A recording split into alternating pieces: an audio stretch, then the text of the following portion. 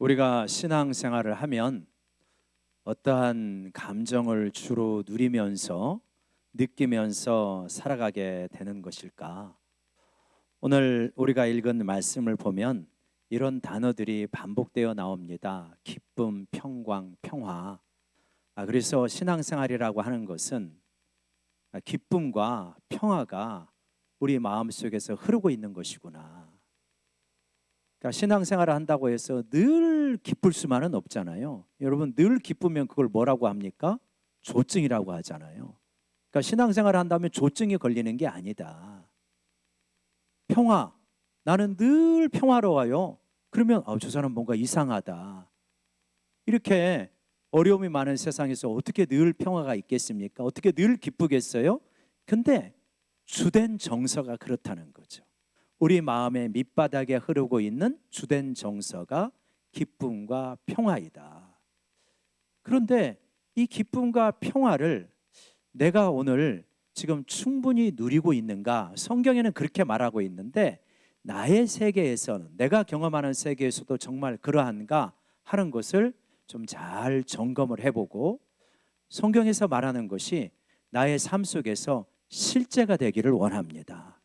그래서 정말 맞아요. 목사님, 내 마음속에 흐르는 거랑 이 성경에서 말하는 거랑 비슷해요. 이러한 삶이 되어진다면 우리가 지금 제대로 가고 있는 것이죠.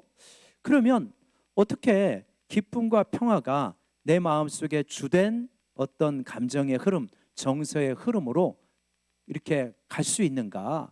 한번 여러분, 우리가 그 비밀이 공개된 비밀인데 오늘 본문에 나와 있어요. 한번 제가 절을 읽어볼게요. 1절 말씀 눈으로 훑어보시고 2절 말씀, 그리고 4절 말씀, 그리고 조금 다르지만 7절 말씀, 이렇게 지금 네 구절에 반복되는 단어가 있습니다. 그게 무엇입니까? 1절, 2절, 4절, 7절.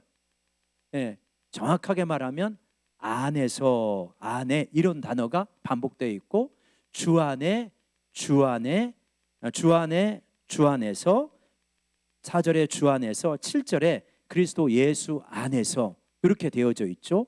그러니까 9절이라고 하는 이 9개 절 가운데 4절에 주 안에, 예수 안에 이렇게 반복되어지고 있다. 그리고 기쁨과 평화라는 단어가 반복되어지고 있다. 그러면 이거는 무엇을 우리로 하여금 추론하게 만드냐면 주 안에 머물게 되면 기쁨과 평화가 우리 가운데 자연스럽게 밀려오는 것이구나 하는 것을 자연스럽게 우리가 추론할 수 있습니다. 그리고 우리의 삶 속에서 이거를 경험하게 돼요. 그래서 여러분, 이렇게 좌절이 많고 많은 사람들이 분노에 휩싸여 있는 이 시대 속에서 우리가 살아가면서, 그러나 세상은 그럴지 모르지만 내 안에는 기쁨이 있습니다. 내 안에는 평화가 흐르고 있습니다. 이것을 실제로 누리며 간증할 수 있는 우리 모두가 되었으면 좋겠습니다. 그래서 한 절 한 절 한번 살펴보면서 주 안에 있다고 하는 것인 의미는 무엇이고 어떻게 이렇게 되어지는가 하는 부분을 살펴보았으면 좋겠습니다. 우리 1절 말씀 다시 한번 같이 읽어볼까요? 시작. 그러므로 나의 사랑하고 사모하는 형제들, 나의 기쁨이요 면류가 아닌 사랑하는 자들아, 이와 같이 주 안에 서라. 주 안에 서라라고 말하죠. 주 안에 뿌리를 내리고 단단하게 붙어 있으라, 이런 말인 거죠. 주 안에 서 있으라. 여러분, 우리는요 어딘가에 서 있게 되어 있어요. 지금 저는 이 강단에 서 있잖아요. 이걸 지탱하고 서 있지 않습니까? 의지하며 서 있는 거죠. 만약에 이거 불안하다고 한다면 어떻게 서 있겠습니까? 언제 무너질지 몰라? 그럼 못 서죠. 그러나 단단하기 때문에 서 있는 거죠. 그리스도인들은 어떤 사람이냐? 주님 위에 서 있는 것이 단단하고 안정하다고 느끼는 사람이 그리스도인들이다. 근데 세상 사람들은 주로 무엇 위에 서 있습니까? 물질 위에, 돈 위에 서 있는 경우들이 대부분이죠. 그래서 왜냐? 그것이 나에게 안정감을 준다, 이렇게 생각을 하잖아요. 그렇기 때문에 물질 위에, 돈 위에 서 있기 때문에 여러 가지를 이러한 경제적인 관점에서 파악을 하고, 그러면서 저 사람이 나에게 유익이 되느냐 아니면 손해가 되느냐, 이런 식으로 판단을 하지 않습니까? 그리고 이 일이 나에게 유익이 되느냐 손해가 되느냐 이런 걸로 판단을 하잖아요. 주로 경제적인 관점에서 판단을 하게 된다. 그러다 보니 사람과의 관계에서도 경제적인 관점에서 판단을 하는 경우들이 많습니다. 저 사람과 사귀면 이게 이익이 될까 손해가 될까 이런 식으로 생각을 하잖아요. 그리고 우리가 그것은 옳은 단어가 아닙니다라고 하더라도 무의식적으로 이렇게 사용하잖아요. 그 집이 돈이 많으면 잘 산다, 돈이 없으면 못 산다, 이렇게 이 단어가 옳지 않다는 것을 알면서도 무의식적으로 그렇게 사용을 해요. 그만큼 우리가 이 물질 위에, 돈 위에 발을 딛고 서 있는 경우들이 많다. 그러면 사람과의 관계도 물질적으로 이렇게 생각하게 되어지는 거죠. 우리가 어떤 경우에는 물질뿐만 아니라 시간에 대해서도 그럴 때가 있잖아요. 시간은 뭐다? 돈이다. 이렇게 하니까 시간에 대해서 되게 인색한 경우들이 있어요. 왜냐? 이 시간이면 나를 위해서 얼마든지 쓸 수 있고 나에게 유익이 될 수 있는데 내가 왜 이 시간을 희생해? 이러는 거죠. 공동체, 회사라고 하는 곳이나 학교에 가서도 시간을 아끼고 시간을 희생하지 않는 사람들을 종종 볼 수 있습니다. 그러니까 많은 경우에 경제적 관점에서 보게 되는 거죠. 이제 그렇게 되어지면 어떻게 되냐면 관계 자체가 이 나와 너의 인격적 관계가 아닌 그냥 물질적 관계로 환원이 돼버립니다. 근데 여러분 사도 바울을 보세요. 1절에 보니까 사도 바울은 늘 주님 안에 서 있으려고 애쓰는 사람이기 때문에 빌립보 성도들을 바라보면서 뭐라고 말합니까? 나의 사랑하고 사모하는 형제들, 나의 기쁨이요 면류가 아닌 사랑하는 자들아. 어쩌면 이렇게 빌립보 성도들을 바라볼 때마다 마음이 따뜻하고 사랑과 기쁨이 넘쳐나는지. 그러니까 주님 안에 머물면 관계 자체를 이렇게 사랑의 관계로 맺게 되어지는 거예요. 근데 물질 안에 머물고 물질 안에 뿌리를 내리게 되면 사랑의 관계로 맺기가 굉장히 어렵습니다. 이익이 되는 사람과 손해가 되는 사람으로 자꾸 맺게 되어지면 관계가 축소가 되어지고 관계 속에서 많은 상처와 아픔을 느끼게 되어지는, 체험하게 되어지는 그런 경우들이 많은 거죠. 여러분, 우리가 주님 안에 뿌리를 내리고 그리고 주님을 의지하고 살아가게 되면 우리의 관계가 자꾸 어떻게 되진다? 사랑의 관계, 기쁨의 관계로 풍성해진다. 여러분, 이러한 만남의 축복을 누리기를 간절히 원합니다. 그래서 여러분, 우리가 누군가를 만나고 그럴 때 우리가 세상적인 관점은 그런 거예요. 내가 이 사람을 만나면 얼마나 이익이 될까? 자꾸 이렇게 생각하는. 근데 우리 그리스도인의 관점은 뭐냐면 우리 올해의 표어가 뭡니까? 사랑하고 존중하며, 존중의 마음인 거죠. 사랑의 마음인 거죠. 하나님의 형상으로 지음받은 사람이요 하나님 앞에 고귀한 존재이기 때문에 당신이 나에게 이익이 되지 않고 손해가 된다 할지라도 나는 사랑의 만남을 갖기를 원합니다. 기본적으로 이렇게 출발해 가는 것이 우리 그리스도인의 만남이다. 그래서 사도 바울은 주님 안에 이렇게 굳건하게 서 있기 때문에 굉장히 사랑의 만남을 깊이 있게 가져가는 그러한 모습을 볼 수 있습니다. 이제 그런데 사도 바울은 그러한데 모든 사람이 그렇지는 않았던 거예요. 2절에 보면 이 고백을 하고 있습니다. 이 권면을 하고 있습니다. 내가 유오디아를 권하고 순두개를 권하노니 주 안에서 같은 마음을 품으라. 한번 외쳐봅시다. 주 안에서 같은 마음을 품으라. 지금 유오디와 순두개가 어떻게 했다는 거예요? 같은 마음이 아니라는 거예요. 갈등하고 있다는 것입니다. 빌립보 교회가 수백 명 되는 교회가 아니에요. 가정교회이기 때문에 한 50명, 100여 명, 크다면 100여 명 되는 교회인데 거기에 두 여성 지도자가 있습니다. 이들은 어떤 사람이냐면 3절에 보면 또 참으로 나와 멍에를 같이 한 너에게 구하노니, 복음의 명예를 같이 맺었던 이 빌립보 교회의 지도자인 너에게 구한다, 이런 거예요. 지금 그 사람 이름은 나와 있지 않지만 복음에 나와 함께 힘쓰던 저 여인들, 앞에서 나왔던 유오디아하고 순두개를 말하는 겁니다. 그분들은 어떤 분들이냐면 사도 바울이 복음을 전할 때 같이 함께 힘쓰던 여인들이에요. 그러니까 사도행전 16장에 나오는 이 자주장사 루디아가 이 둘 중에 한 사람일 수도 있어요. 루디아라고 하는 것은 뭐냐면 루디아 지역을 말하는 거거든요. 그러니까 루디아 출신을 말하는 거예요. 옛날에 우리가 그러잖아요. 안성댁, 평택댁 뭐 이렇게 말했잖아요. 그런 거거든요. 그러니까 그 중에 한 여인일 가능성도 있어요.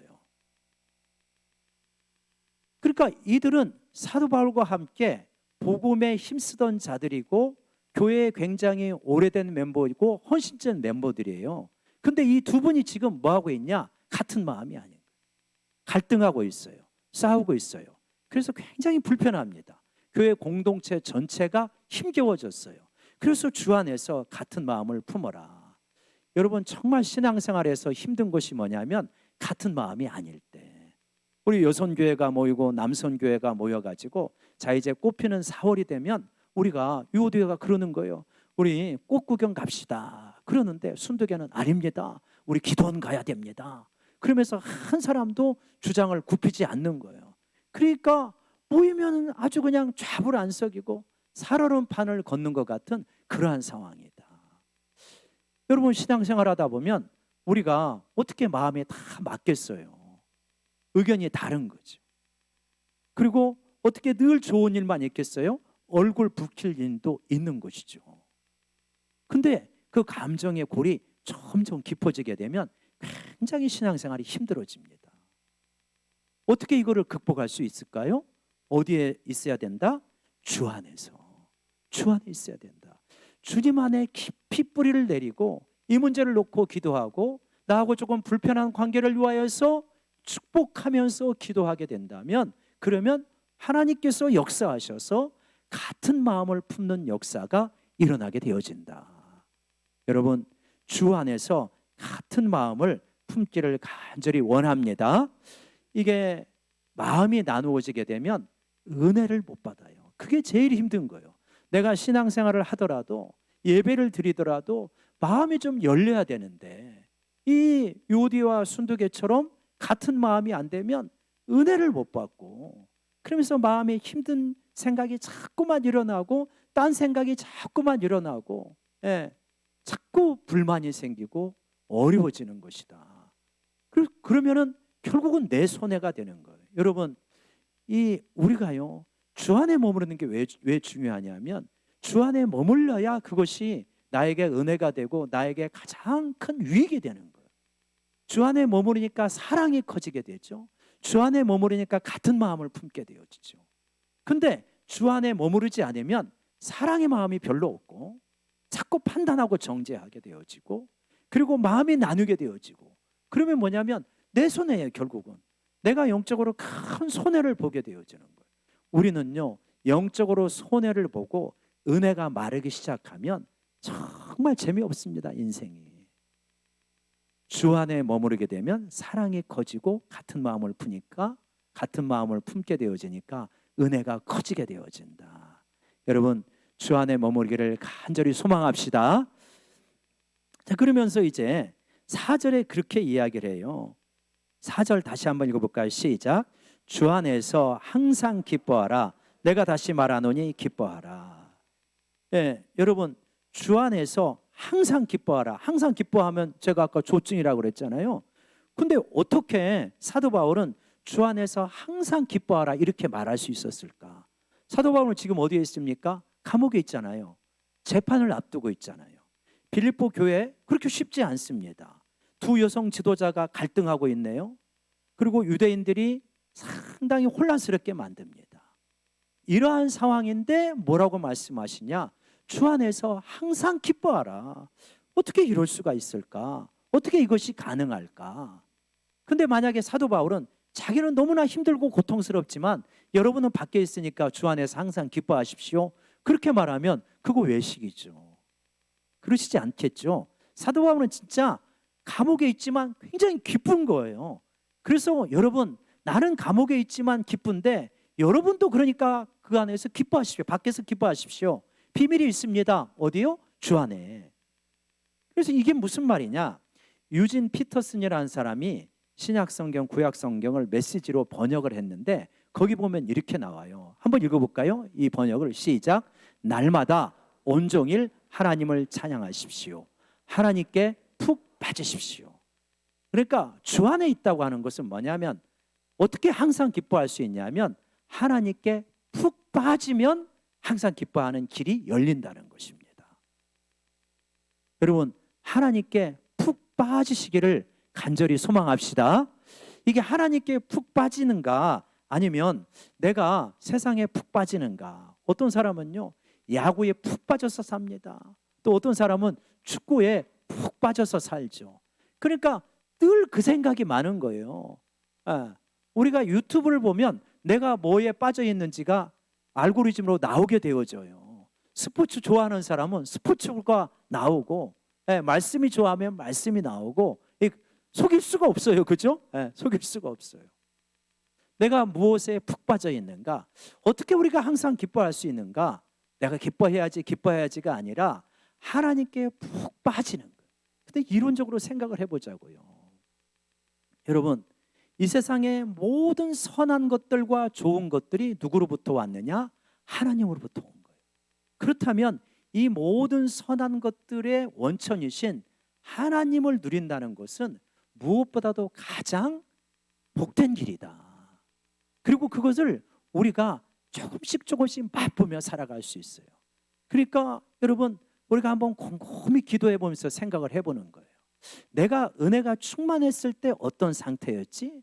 세상 것들로 충만했을 때 어떤 상태였지? 이거를 곰곰이 비교해 보면 야, 진짜 수지 맞는 길은 어떤 길인가? 은혜로 충만한 상태이구나. 이거를 우리가 냉정하게 판단할 수 있단 말이에요. 근데 우리가 유혹을 받고 때로는 세상적인 즐거움을 놓치기 싫고 그러다 보니까 왔다 갔다 하기는 하는데 그래도 한번 냉정하게 판단을 해보니까 하나님 안에 머무는 것, 하나님에게 푹 빠지는 것이 가장 수지 맞는 일이다. 이 계산을 하게 되어지는 거예요. 여러분, 사도 바울은 감옥에 있지만 항상 기쁨을 지금 누리고 있단 말이에요. 이게 어떻게 가능하냐? 실제로 가능한 거예요. 우리가 은혜를 충만히 받으면 이걸 우리도 체험할 수 있습니다. 또 복음을 위하여서 어려움을 당할 때 하나님을 간절히 바라보면요, 이걸 누리게 되어져요. 지금은 군대에서 그런 일까지는 없는 것 같은데 예전에는 그런 일들이 많이 있었잖아요. 주일날 예배 드리러 가면 그 예배 드리러 가지 못하도록 고참들이 핍박을 한단 말이에요. 근데 이 젊은이가, 믿음이 좋은 젊은이가 나는 어떤 일이 있어도 주의를 지켜야 된다. 그래가지고 이 고참이 가지 마라 명하는데도 갔다 온 거예요. 그러면 이제 분위기가 삭막해지죠. 아니나 다를까 한밤중에 집합하는 거예요. 그럼 뭐 소대원들이 다 나왔습니다. 옛날에 우리 원로 장로님 세대는 그런 걸 잘 아실 텐데 줄바따라고 있잖아요. 그래갖고 맨 고참이 다 엎드려 뻗쳐놓고 다 때려 2등부터 2번부터 40번까지 다 때리고 가는. 그러면 2번은 3번부터 40번까지 때리고 가는. 근데 이 맞는 게 왜 생긴 거예요? 40번 믿음 좋은 놈 때문에 생긴 거잖아요. 그러니까 막 1번, 2번, 3번, 4번, 5번이 가면서 다른 데는 천천히 때려도 40번에는 그냥 엄청 세게 때리는 거예요. 그래갖고 진짜 40에 하나 가만 매를 맞은 거예요. 그래갖고 기절해 버렸어요.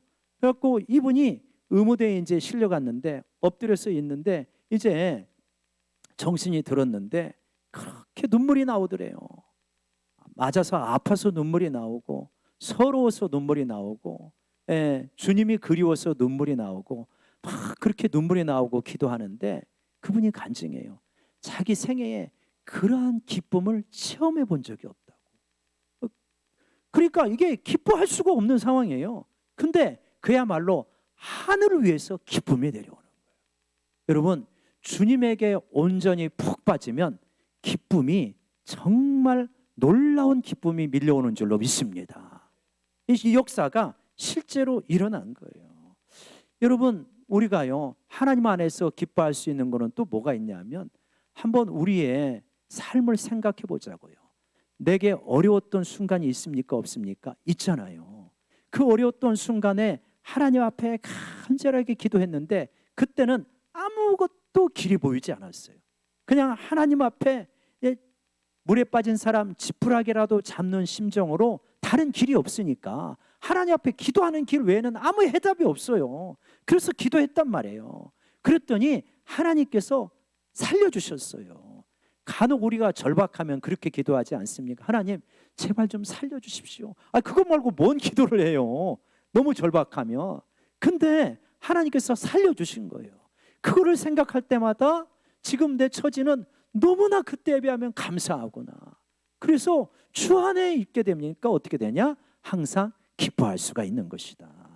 여러분, 주 안에 머무르면 기쁨이 흘러오게 되어 있습니다. 그래서 주 안에서 항상 기뻐하라, 그렇게 말하는 거예요. 그리고 5절에 그렇게 말합니다. 너희 관용을 모든 사람에게 알게 하라, 주께서 가까우시다, 이렇게 말하는 거예요. 너희 관용을 모든 사람에게 알게 하라.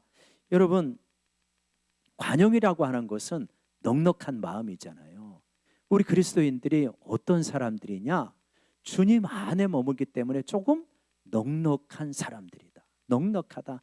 여러 가지가 좀 넉넉했으면 좋겠어요. 예. 여러분, 이제 가끔 혹시 오늘 내가 그랬는데 목사님이 나를 봤나?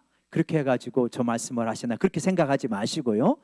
평상시에도 좀 이렇게 하고 싶었던 말인데 지금은 조금 우리가 간격이 그렇게까지 촘촘하지는 않지만 교회에서 저것 좀 우리가 생각해 봤으면 좋겠다 하는 게 있어요.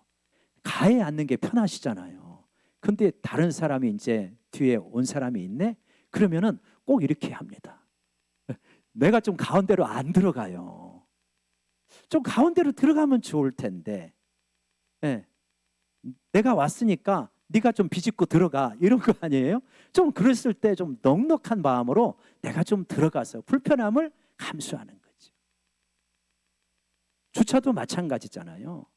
주차장 할 때 제가 언제 1부 예배 끝나고 2부 예배 오면서 저기를 이렇게 보니까 또 이제 봄이 되니까 약간 얼었던 것이 녹아버렸어요. 거기다 봄비라도 좀 오면은 질척질척하는 거예요. 그러니까 누가 차를 끌고 그 진흙탕으로 가고 싶어요. 뭐 속상하잖아요. 언제 이놈의 자갈은 까는 거요? 언제 이거 포장을 하는 거요? 하기는 하는 거, 이 마음이 생기는 거요.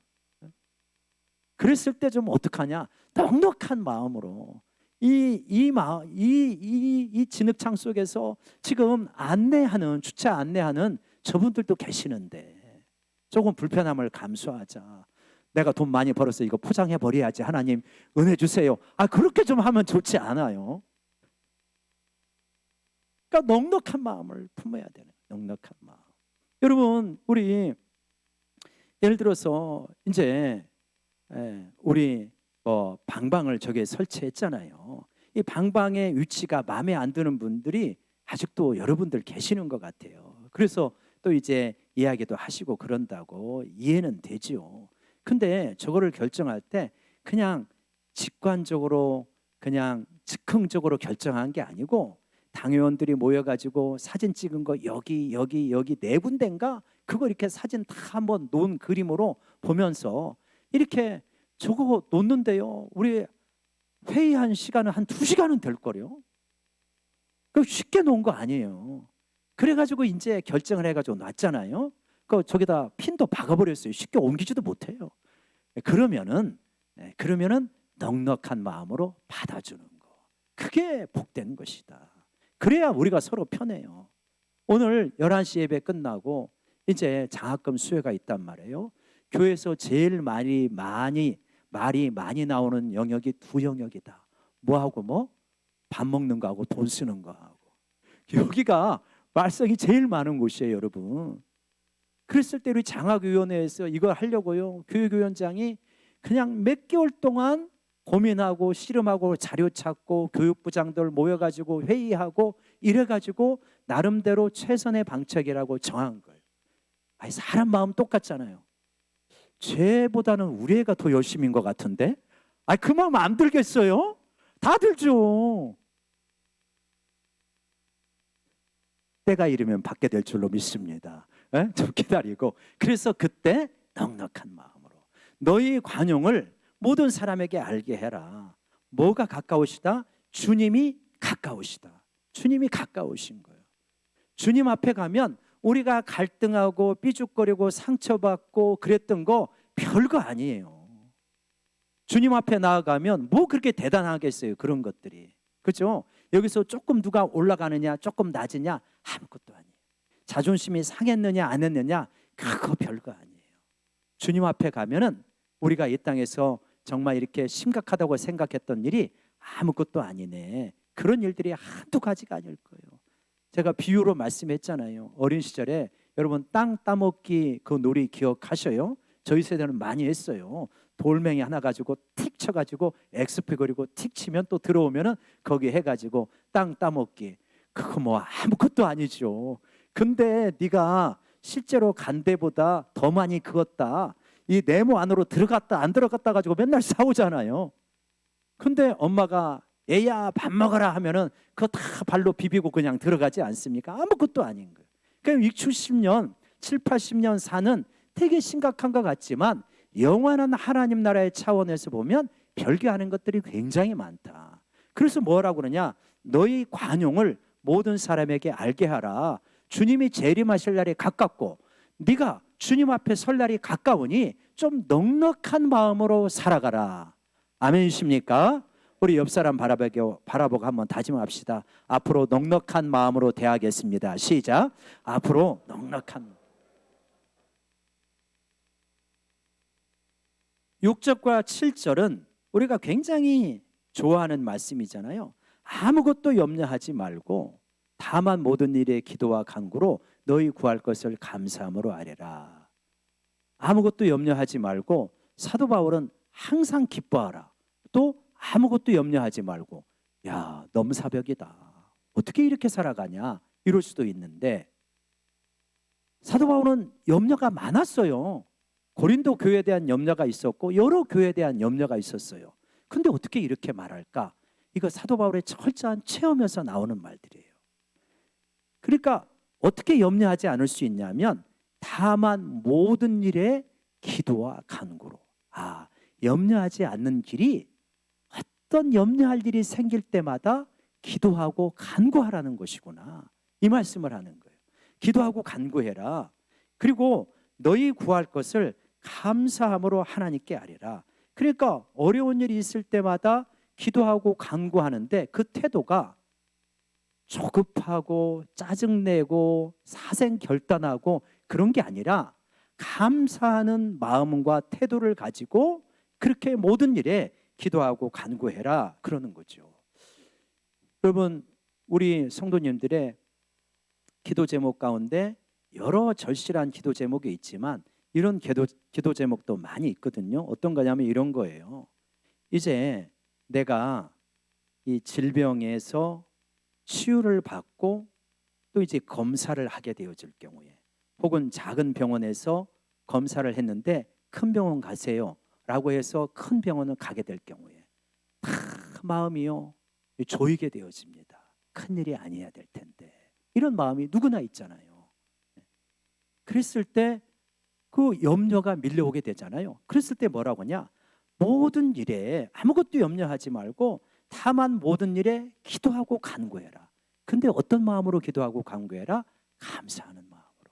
감사하는 마음으로 기도하고 간구해라. 이렇게 혜택을 받을 수 있는 것도 너무나 감사하구나. 우리가 얼마나 우리 예전의 시대에는 예를 들어서 암이 걸렸다 하면 저희가 어렸을 때는 어느 가정에서 암이 생겼다 하면 둘 중에 하나 선택해야 돼요. 어떤 걸 선택해야 됩니까? 집 팔든지 아니면 죽든지 살든지 이거였어요. 그죠? 그렇게 선택하던 시절들이 있었어요. 지금은 국가가 좋아져 가지고 5% 산정 특례하면 뭐 5%나 10% 이런 거 있잖아요. 이게 얼마나 또 감사한 일이 많은가 그 가운데. 때로는 의사 선생님에게 진짜 감사한 일이 많더라고요. 육체적으로 고통스러운데 오랜 세월을 공부해 가지고 우리를 살리려고 그렇게 애를 쓰잖아요. 얼마나 이게 감사한 일인가. 아프고 힘들지만 그 가운데도 생각해 보면 감사한 일이 많다. 여러분, 부부 사이가 안 좋으면 정말 힘들잖아요. 불평하고 원망하고 내 인생에 왜 이렇게 됐나? 왜 팔자가 왜 이렇게 기구하냐? 심지어 이렇게 생각하는 사람도 있잖아요. 근데요, 좀 감사한 태도로 바라보면 여러분, 안 맞는 것도 축복이라는 거 아셔요? 안 맞는 거, 아이고 목사님 안 맞아 봐요, 그런 소리가 나오나 그럴지 모르지만 안 맞는 것도 축복이다. 제 말이 아니고 저기 우리들 교회 김양재 목사님이 그러더라고요. 왜요? 너무 맞아도 문제 있는 거 있죠. 너무 맞으면요 하나님 앞에 잘 안 나와요. 자꾸만 너무 맞아가지고 자꾸 바람 쐬러 나가고 놀러 나가고 해외여행 나가고 맛있는 데 놀러 나가고 먹으러 나가고 막 이러는 거예요. 너무 맞는 것도 꼭 그렇게 좋은 것만 아니다. 여러분, 자식이요 엄친아되면 진짜 좋죠. 근데요 조금 뭔가 우리 자식은 2%가 부족해, 아쉬워, 그렇잖아요. 그거 꼭 그렇게 나쁜 거 아니에요. 너무 우리 자식이 완벽해봐요, 엄친아해봐요, 그 자식 우상됩니다. 여러분, 자랑하고 싶어서 막 근질근질하죠. 내 자식이 뛰어나면 죄짓기 쉽고. 안 맞는 것도 축복이고요, 조금 부족한 것도 괜찮습니다. 왜요? 하나님 앞에 매달리게 되니까, 하나님을 만날 수 있으니까. 내 자식 엄친아인 것 같아가지고 우상 되어가지고요 나중에 쓴 맛을 보는 것보다 지금 부족하건대 하나님 앞에 간절히 매달리는 가운데서 조금 부족하여도 평범하게 하나님 누리며 살아가는 것이 훨씬 복입니다, 여러분.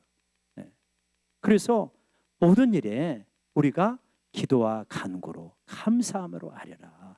그러면 7절에 그렇게 말해요. 그렇게 하면 모든 지각에 뛰어난 하나님의 평강이 그리스도 예수 안에서 우리 마음과 생각을 지켜주신다. 여러분, 이렇게 말합니다. 여러분, 그래서 평강이 우리 마음과 생각을 지켜요. 특별히 염려가 가득 밀려올 때 우리가 시선을 두 방향으로 꼭 해야 되는데, 하나는 뭐냐면 위를 바라다 봐야 됩니다. 사방이 염려가 가득 밀려올 때는 사방이 막힌 것 같잖아요. 근데 위를 바라다 보면 거기는 하나님이 계시는 거예요. 앞에 길이 하나도 안 보이지만 내 위에 지금 하나님이 가장 가까운 곳에 계시지, 이거를 알게 되는 거예요. 그리고요, 염려가 가득 밀려올 때 어떻게 되어지냐면 우리가 또 하나 바라다 볼 곳이 있는데 뭐냐면 뒤에요. 뒤를 바라다 봐야 돼요. 뒤를 바라다 보면 내 인생의 기가 막힌 여정에서 하나님께서 이렇게 이끌어 오셨네. 여러분, 힘들지만 주님 밖을 떠난 사람은요 힘들 때 얻는 게 없어요. 고생만 합니다. 근데 힘들 때요 주님 안에 머물러 있으면 하나님께서 기가 막히게 이끌어 오셨다는 것을 우리가 체험할 수밖에 없어요. 그래서 지난날 한번 곰곰이 여러분 기도하면서 뒤돌아보세요. 저도 새벽에 이 말씀을 묵상하면서 뒤를 돌아다 보는데 너무 감사한 거예요. 너무 감사. 참 감사할 일이 한두 가지가 아니다. 때로는 불순종하고 잘난 체하고 고집 피우고 또 딴짓하고 그런 일이 한두 가지가 아닌데, 그럼에도 불구하고 하나님께서 붙들어 주시고 보호해 주시고 이끌어 주시고, 그래서 여기까지 이끌어 주셨구나. 지난날 그렇게 이끌어 주신 하나님께서 나의 앞으로도 틀림없이 그렇게 이끌어 주실 것이다, 이 확신이 오는 거예요. 여러분, 염려가 밀려올 때 위를 바라다보고 특별히 뒤를 바라다보시기를 바랍니다. 우리 청소년들, 청년들, 목사님 저는 뒤를 바라다보니까 바라볼 게 별로 없네요. 그럴 수 있어요. 근데요, 제가 비밀을 하나 가르쳐 줄게요. 여러분, 주 안에 머무십시오. 주 안에 머물면요, 여러분이 나중에 30대가 되고 40대가 돼서 뒤를 바라볼 때 정말 잘했구나, 내가 애써서 살아가면서 성취할 수 있는 것보다요 주님 안에 머물러서 성취하는 게 제가 볼 때는 최소한 30배, 60배 잘 머무르면 100배까지 나오는 것 같아요. 그게 30배, 60배, 100배 결실을 거둔다는 말씀의 적용일 거예요. 여러분, 주님 안에 머무르세요. 특별히 우리 젊은 우리 친구들, 정말 내 인생의 목표가 나는 누가 뭐래도 주님 앞에 머무는 것이다. 결코 후회함이 없는 줄로 믿습니다. 정말 많은 열매를 거두게 되어져요. 재능 부족한 거 하나도 문제가 안 돼요. 빼고 없는 거 문제 안 됩니다. 능력 부족한 거 문제가 안 되던데요. 제가 보니까 주님 안에 머무르냐만 문제예요. 주님 안에 머무르기만 하면은 놀라운 평화가 있고 놀라운 역사가 우리 인생에 일어나는 거예요. 그렇게 그 주님 안에 깊이 머무르게 되면 하나님의 평강이 그리스도 예수 안에서 마음과 생각을 지켜주십니다. 왜 우리 인생이 어려워지냐면 마음이 못돼서 그렇거든요. 쓸데없는 생각을 너무 많이 해요. 안 좋은 생각을 너무 많이 간직해요. 그래서 문제가 되는 거거든요. 근데 주님 안에 머무르고 모든 일을 기도와 간구와 감사함으로 나가면 하나님의 평강이 우리 마음을 지켜줍니다. 우리 생각을 지켜줘요. 그래서 마음이 건강하고 긍정적이고 창조적이고 적극적이고 생명력 있는 마음이 돼요. 생각이 건전하고 성결하고 뭔가 선한 일에 힘쓰는 그런 생각을 많이 한다니까요. 근데 주님 바깥에 가면은 마음이 못돼 먹어요. 안 좋은 마음을 많이 갖게 됩니다. 음탕한 생각 많이 하게 돼요. 오만 가지 생각이 떠오르는데 안 이쁜 것이 그렇게 많이 떠오르는 거예요. 그래서 망하는 거예요. 그래서 인생이 잘 안 되는 겁니다. 근데 주님 안에 머무르면 주님이 하나님의 평강이 우리 마음과 생각을 지켜주시기 때문에 놀라운 역사가 일어나게 되어진다. 여러분, 우리 인생의 핵심 키워드는요, 그리스도 안에예요. 사도 바울의 핵심 키워드는 주 안에예요. 그냥 주 안에 머무는 게 사도 바울의 모든 신학의 그냥 한 단어가 그거예요. 그러니까 우리가 이거 붙잡으면 됩니다. 내 인생이 지금 어렵고 힘들고 앞날이 캄캄하고 하나도 염려할 거 없습니다. 주님 안에만 붙어 있으면 돼요. 주님 안에만 뿌리 내리면 된다니까요. 그러면 하나님께서 역사하십니다. 지금 특별히 나는 너무 어려워요. 건강이 어렵고 재정이 어렵고 관계가 깨어지고 정말 인생에 재미가 없어요. 뭐 걱정할 거 하나도 없어요. 주님은 이 모든 것을 능히 극복하게도 남을 만한 지혜와 능력을 가지고 계신 분이 주님이십니다. 그래서 그럴 때마다 여러분 뭐 하시면 되냐? 내가 지금 주 안에 있는가만 생각하면 돼요. 내가 주님과 온전한 관계를 맺고 내가 주님 안에 머무르고 있는가? 내가 주님 안에 머무르고 있다면 내가 이런 나쁜 마음 가지면 안 되지? 내가 주님 안에 머무르고 있다면 누군가를 미워하면 안 되지? 내가 주님 안에 머무르고 있다면 이렇게 인색하게 해서는 안 되지? 내가 주님 안에 머무르고 있다면 이렇게 염려하지 말고 기도하면 되지? 이렇게 되어지는 거예요. 모든 일에 주 안에, 교회에 있든지 가정에 있든지 학교에 있든지 직장에 있든지 사업의 현장에 있든지 주 안에만 머무르면 하나님께서 알아서 해주십니다. 여러분, 그러한 인생이 되시기를 주의 이름으로 축원합니다. 기쁨과 평강은 주 안에 머무르면 자연스럽게 오게 되어 있습니다. 그 열매를 누리시기를 주의 이름으로 축원합니다. 기도하겠습니다. 하나님 아버지, 우리 인생이 지금 어디에 있습니까? 세상에 있습니까? 성공에 있습니까? 인기에 있습니까? 물질 위에 있습니까? 하나님, 주 안에 머무르게 하여 주시옵소서. 그러면 놀라운 역사가 일어나게 되는 줄로 믿습니다. 열매가 분명하게 있는 줄로 믿습니다. 하나님, 특별히 우리 젊은 세대들이 주 안에 머물러서 하나에서 하나로 끝나는 인생이 아니라 30배, 60배, 100배의 결실을 거두는 놀라운 인생이 되게 하여 주시옵소서. 예수님의 이름으로 기도드리옵나이다. 아멘.